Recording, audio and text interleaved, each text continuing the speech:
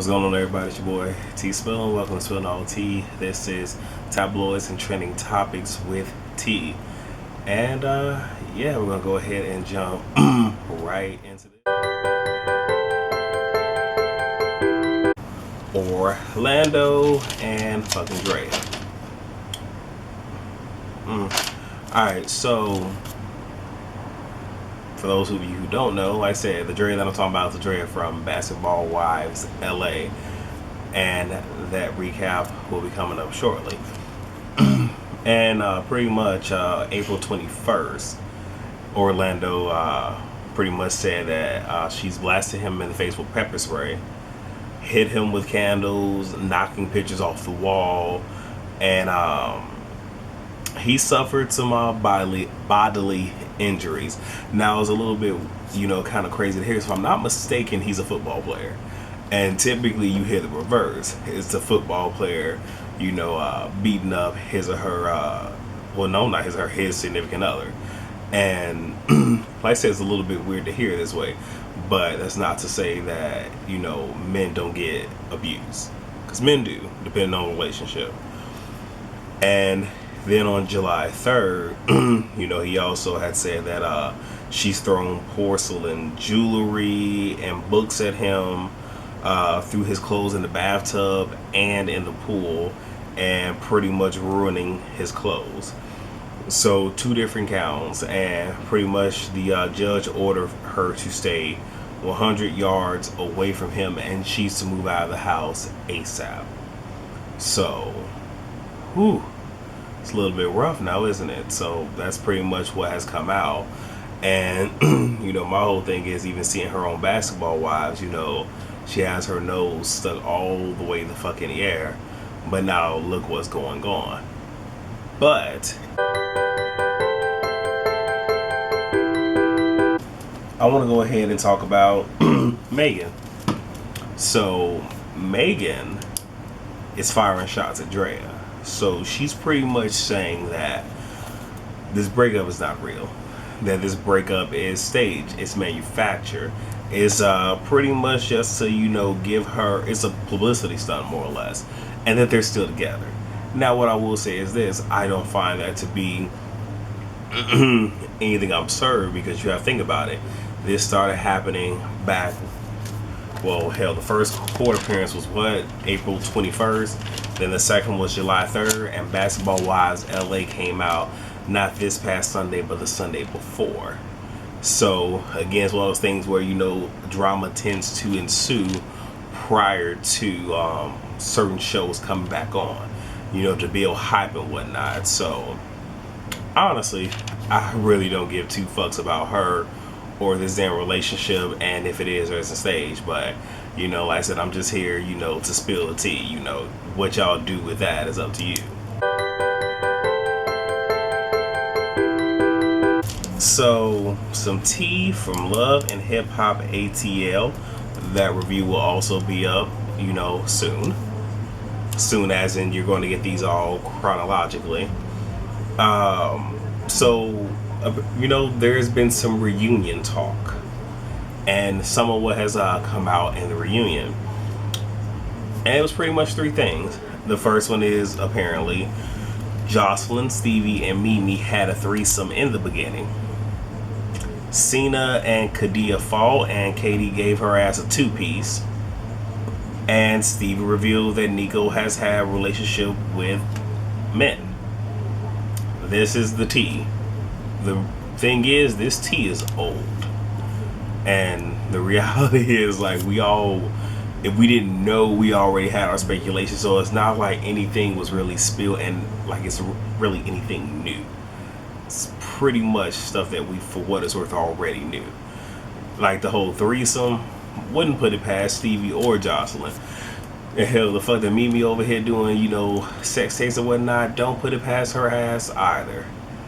You know what? And shit, chances are it probably was that, she was with Stevie, brought her in, and she probably got mad that, the motherfucking jump off, but, became more than what she ever was. Okay? Cena and Katie giving her ass a 2-piece and knocking that ass out. Again, I can see that. You know what I'm saying? And, you know, again, I want to see, there's a lot that I want to see happen on this reunion. It is, but again, I'm here to report the news. And the whole Steve revealing Nico has had a relationship with men. First and foremost, it's 2015. Who the fuck really cares? One. Two, what was Nico's friend name? Johnny, you know, hinted towards some shit. What's her name? K. Michelle was in here like, who has a room? You know, it was one of those where all the signs were there and we all pretty much picked up on it. But again, who really cares?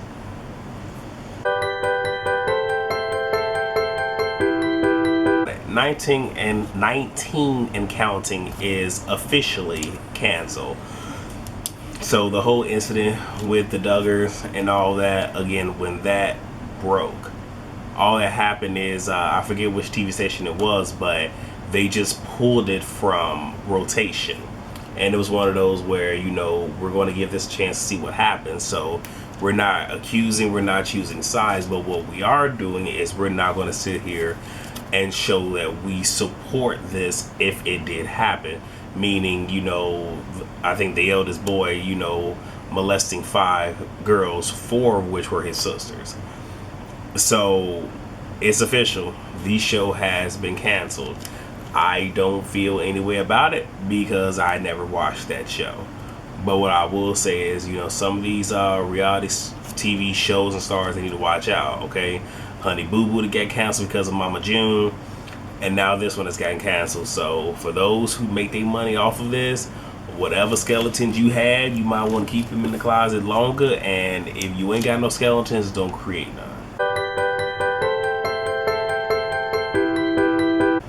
Now, there's a lot of stuff going on with Birdman.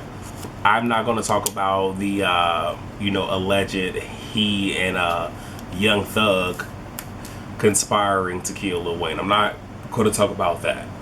I want to talk about something a little bit more entertaining, and that is Birdman suing Tidal. So apparently it's a multi-million-dollar lawsuit, 50 mil for what it's worth, and Wayne has allowed Tidal to stream music from his album Free Weezy, and it's exclusively being streamed on Tidal. Well, apparently in his contract, he's not allowed to give those rights to anyone. So with that being said, you have Birdman coming after Jay-Z. Seeing as how Birdman runs Cash Money, Jay-Z, for what it's worth, runs Tidal. Now, if this is true, you got to get some side eyes because, you know, Jay-Z is a businessman. So this is one of those where, you know, did you not know? And if it's any contracts being signed, hopefully Jay-Z is smart enough to where he can deflect this. But at the same exact time, Wayne, I'm gonna have to ask you, you know, learn from history. Like I said, I say this on this channel quite a bit. You know, history repeats itself. You might want to take a page out of Prince's book. See what happened to Prince? See how they did him? And what did he do? He turned himself into a symbol. Okay? You could be the artist formerly known as Weezy. I don't know. But, bro, you need to do something. Alright? You need to do something.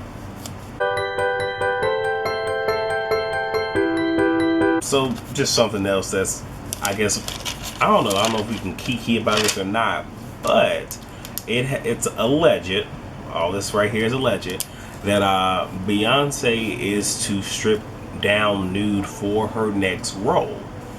Now, the talk has been that she's not trying to put all her eggs into the music basket, which is pretty much a smart thing. Like I said, she's riding high, and, you know, if she drops something, for what it's worth, I'm pretty sure she will be supported.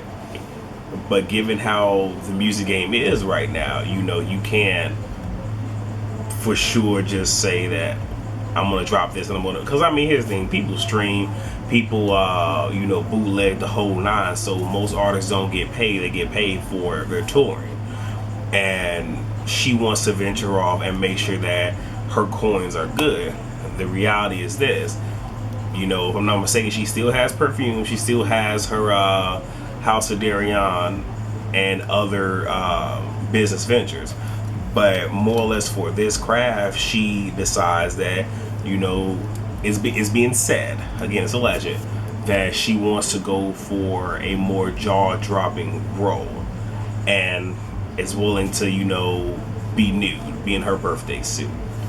So you guys let me know, do y'all believe that? You think it's true?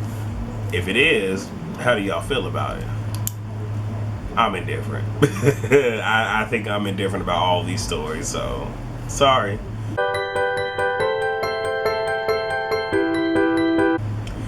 Alright, so again, I don't, like I said, I think I've been giving you guys some Real Housewives of Atlanta something on every video. So today is about Porsha Williams, the friend to the housewives.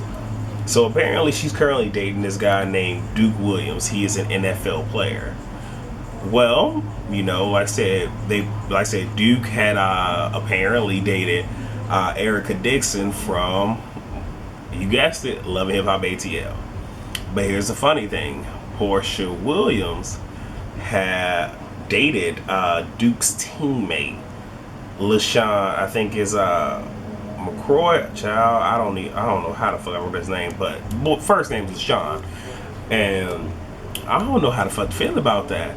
I'm just like, damn, is she the jump off? I mean, you know, is all the homies taking the motherfucking turn? But what's gonna happen when she done with him? Is she gonna be on to the next one? I don't know, y'all. Shit, we'll fucking see. And the very last story is about Chris Brown. So, if you guys don't know, he has pretty much been robbed. Now, not too long ago, I think it was, give or take, maybe like a month or two ago, he had a fan who pretty much got into his house, then cooked and cleaned in the bathrobe, waited on him the whole motherfucking nine, so he decides to move. Well, in doing that, you know, he does what a lot of people do, which I don't necessarily agree with, but he's flossing the whole nine, taking pictures, this, that, and the third. Well, hopefully this music is not bleeding through. I know this fan might be. Hopefully the music from outside is not bleeding through, y'all. But it is said that the robbers knew that he was being paid $50,000 cash for hosting a pre-ESPY party or event that was pretty much publicized, and it was public knowledge. So what people believed is, okay, he got the money and everything, and I don't know if it was this show or another show, but he was riding and they feel that there might have been somebody trailing him to see, you know, okay, he's here, he's leaving, yada yada, and the remaining gentlemen break in. His aunt is there, and they're pretty much asking her about, you know, the $50,000, which means that, okay, well, y'all know, and y'all just coming in, and put her into a closet. And it was like, I guess they knew, or she knew, that they were in a hurry, and they got what they could, took whatever they wanted, and then they left. And it's pretty much being said that it's a good chance that it was an inside job. Someone that knows Chris Brown, which I would think the same thing as well, but at the same exact time, gotta be careful, you know, what it is that you do. And this is just for anybody, you know, whether or not if you are a YouTuber, just a regular person, you know, you get to taking pictures of this, that, and everything you got or whatnot. Yeah, people can sit here and put two and two together. Oh, I know what that is. Oh, I know what that place is. Oh, okay, yeah. Start learning your schedules and everything, and all of a sudden you come back, you ain't got shit left. Alright, so it can happen to anybody, but it's one of those where, I mean, you got to be very careful about who's in your circle. More or less with Chris Brown, you would think that he would have learned from the last incident that, okay, I'm going to have security at the house, and if his whole thing is I'm going to just have my aunt there, bruh, I don't know, your aunt is not equipped to sit here and take on, you know, grown-ass men. You feel what I'm saying? A crazed female fan, maybe, but grown-ass men, no. So hopefully he has beefed up his security and all that good jazz. Alright, you guys, so that's pretty much all I got for tabloids and trending topics with T. Please rate, comment, subscribe, and share this video. If you would like to link on me socially, my social media information is in the description box down below. As always, especially with this particular segment, if there's any topics that you would like for me to talk about, like I said, please use my social media and either email me, tweet me, IG me, and preferably the link if you have it. If not, I can always look it up. And hey, if it's appealing, most definitely I will go ahead and I will put it on this segment. So thank you guys for watching. Again, rate, comment, subscribe, and share. I'll see you guys on the next video. Peace.